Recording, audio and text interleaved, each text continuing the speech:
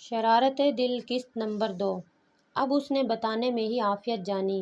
وہ جو ہے، حاصل سے بولا ہی نہیں جا رہا تھا۔ کون اب نام بھی بکے گا یا میں جاؤں؟ ہانی اب جھنجھلا چکی تھی۔ حاصل نے ہانی کو کہہ تو دیا تھا، لیکن اب نام لینے کی اس میں ہمت نہیں ہو رہی تھی، اور ہانی اس کے بولنے کی منتظر اسے ہی دیکھ رہی تھی۔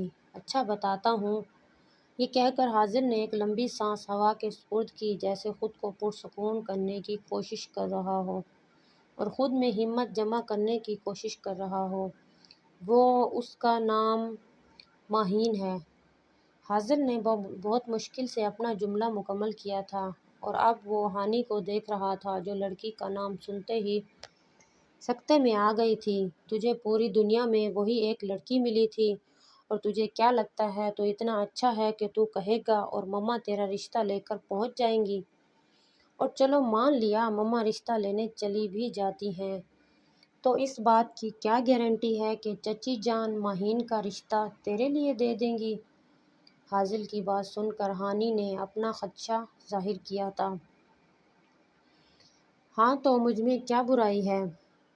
اچھا ہوں، پیارا ہوں، پڑھ رہا ہوں، اور عنقریب جاب بھی ملنے والی ہے۔ ہانی کی بات سن کر حاصل نے اپنی تعریف کے قصیدے پڑھنا شروع کر دیے تھے۔ اب مما بابا کو تم نے منانا ہے۔ اگر تم نے مما کو منا لیا تو روز تمہیں جلدی لینے آؤں گا۔ اب سوچ لے تو نے کیا کرنا ہے۔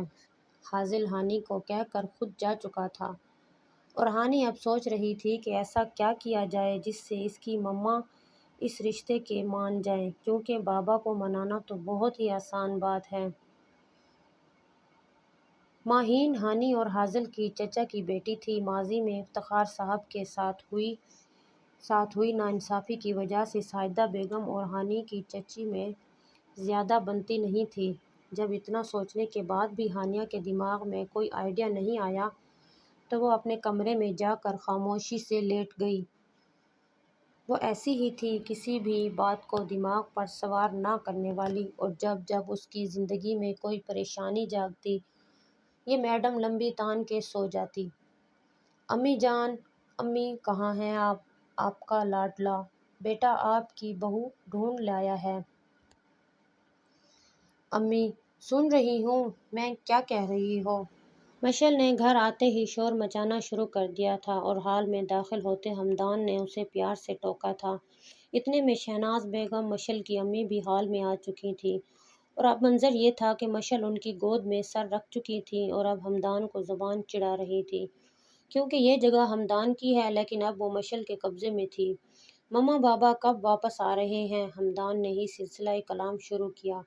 آج شام تک آ جائیں گے بیٹا، انہوں نے مشل کے سر پر انگلیاں چلاتے ہوئے جواب دیا۔ ٹھیک ہے مما، میں ایک لڑکی پسند کر چکا ہوں، 1-2 دن تک آپ کو اس کا ایڈریس مل جائے گا، باقی کا کام آپ جانتی ہیں۔ حمدان نے بغیر کوئی تمہید باندھے اپنی بات مکمل کی تھی، اور اب وہ اپنی مما کے جواب کا منتظر تھا۔ لیکن بیٹا، آپ کا تو رشتہ طے ہو چکا ہے، اب آپ کیسے یہ بات کہہ سکتے ہیں؟ شہناز بیگم نے بہت ہی پیار سے اپنی بات کہتے ہوئے اس کی بات کی نفی کی۔ مجھے کچھ نہیں معلوم، میں شادی اپنی پسند سے کروں گا، اور یہ میرا آخری فیصلہ ہے۔ حمدان اپنی بات کہہ کر جا چکا تھا۔ حمدان کے والد کا نام ارشد شیرازی تھا، اور وہ سیاست کے دل دادا تھے اور اچھی نیچر کے مالک تھے۔ ہائی سوسائٹی سے ہونے کے باوجود ان میں غرور بالکل بھی نہیں تھا۔ اس کے برعکس ان کی بیوی یعنی کہ شہناز بیگم میں اپنی دولت کو لے کر بہت غرور تھا۔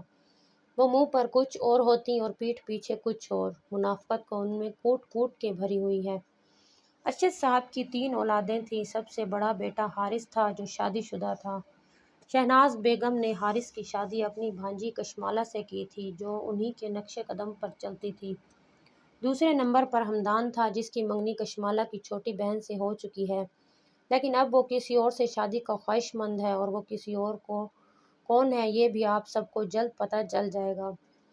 اور حمدان سے چھوٹی مشل صاحبہ ہیں، جس کی نسبت اپنے چاچو کے بیٹے سے طے ہے، لیکن وہ اسے منہ لگانا بھی گوارا نہیں کرتی، کیونکہ بقول اس کے وہ کسی گندے انڈے سے کم نہیں۔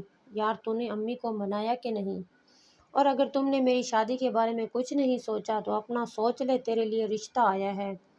ہانی جو میٹھی نیند کے مزے لے رہی تھی، اچانک حاصل نے اس پر پانی کی بالٹی بہا دی اور ہانی کو ایسا لگا تھا جیسے کسی نے اس کے خوابوں میں پورا دریا چھوڑ دیا ہے۔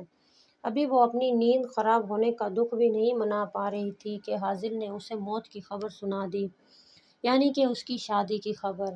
وہ ابھی پڑھنا چاہتی ہے، لیکن بقول اس کی مما اب شادی کے قابل ہو چکی ہے وہ، اور اب سعیدہ بیگم اس کے فرض سے فارغ ہونا چاہتی ہیں۔ اچھا مجھے یہ بتاؤ کون لایا ہے میرا رشتہ؟ ہانی نے بیڈ سے کھڑے ہوتے ہوئے حاصل سے پوچھا۔ اور کون لا سکتا ہے تمہاری بہن کے علاوہ؟ اور تمہیں ایک اور بات بتا دوں، اس بار صرف رشتہ نہیں بلکہ لڑکے کے گھر والے بھی ساتھ آئے ہیں۔ حاصل نے بھی نمک مرچ لگانا ضروری سمجھا۔ کیا؟ یہ بات سنتے ہی ہانی کے منہ سے ایک چیخ نکلی۔ ابے آہستہ بول، یہ نہ ہو کہ لڑکے والے اندر ہی آ جائیں تیری آواز سن کے۔ حاصل نے اسے خاموش رہنے کی ہدایت دی۔ اچھا چل بتا، اگر میں تیرا رشتہ ڈن کروا دوں تو میرے رشتے کا ستیہ ناش کیسے کرے گا؟ ہانی نے حاصل سے مشورہ مانگا تھا۔ سچی تو میرا رشتہ ڈن کروا دے گی؟ حاصل نے آنکھوں میں چمک لیے ہانی سے دوبارہ پوچھا۔ ہاں بابا کروا دوں گی، پہلے تو میرا تو کچھ سوچ۔ ہانی نے اب تھوڑا غصے سے کہا تھا۔ آئیڈیا؟ حاصل کہتے ساتھ ہی اس کا سر خود اپنے سر کے پاس لے گیا تھا اور اب بہت ہی رازدارانہ طریقے سے اپنا پلان اس کے گوش گزار رہا تھا۔ السلام علیکم ایوری ون۔ ہانیہ اپنے اسی سر جھاڑ منہ پھاڑ والے حلیے میں برآمدے میں داخل ہوئی تھی اور اس نے ابھی بھی وہی گیلے کپڑے پہنے ہوئے تھے جو کہ تھوڑی دیر پہلے کیا گیا حاصل کا کارنامہ تھا۔ بال بھی چٹیا سے نکلے ہوئے تھے اور اب وہ بہت ہی آرام سے آ کر لڑکے کی ماں کے ساتھ بیٹھ گئی تھی، کیونکہ اصل پلان تو اب شروع ہونا تھا۔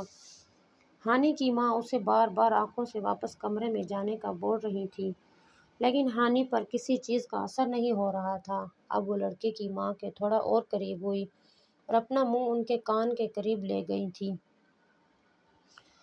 آپ کو پتہ ہے مجھے رات کو دورے پڑتے ہیں اور مجھے نیند میں چلنے کی بھی بیماری ہے، اس لیے تو میرے گھر والے میری جلدی شادی کر رہے ہیں، ورنہ ابھی میری عمر ہی کیا ہے۔ اور آپ کو پتہ ہے ایک بار تو میں نے اپنی اسکول ٹیچر کو بھی مارنے کی کوشش کی تھی، اس نے مجھے ڈانٹا تھا نا۔ ہانی حاصل کی کہی ہوئی ساری باتیں اس عورت کو بتا رہی تھی اور دل ہی دل میں خوش ہو رہی تھی، کیونکہ اس عورت کے چہرے کے تاثرات اسے اپنی کامیابی کی نوید سنا رہے تھے۔ اچھا بہن میں چلتی ہوں۔ وہ عورت ہانی کی باتیں سن کے جلدی سے کھڑی ہوئی اور باہر کی طرف اپنے قدم بڑھا دیے۔ ہانی نے عورت کی بدحواسی پر ایک زوردار کہکا لگایا تھا اور آخر میں ایک لمبی سانس ہوا کے سپرد کی تھی، جیسے اس نے کشمیر فتح کر لیا ہو۔ اس سارے واقعے کے دوران اس نے ایک بار بھی اپنی ماں کی طرف دیکھنے کی غلطی نہ کی، کیونکہ اسے پتہ تھا اب اس کے ساتھ کیا ہونے والا ہے۔ وہ خاموشی سے اٹھ کے اپنے کمرے میں حاصل کو یہ خوشخبری دینے کے لیے جا رہی تھی کہ رشتے والی آنٹی ڈر کر بھاگ گئی، لیکن اس کی ماں کی آواز نے اس کے قدم روک لیے تھے۔ ہانی تمہیں مسئلہ کیا ہے آخر؟ کیوں تم شادی نہیں کرنا چاہتی؟ آج بتا دو۔ اس رشتے والی عورت کے جانے کے بعد سعیدہ بیگم نے ہانی کو اپنے سامنے ہی بٹھا لیا تھا اور اب ہانی سے اس کی آج کی گئی حرکت کے بارے میں پوچھ رہی تھی۔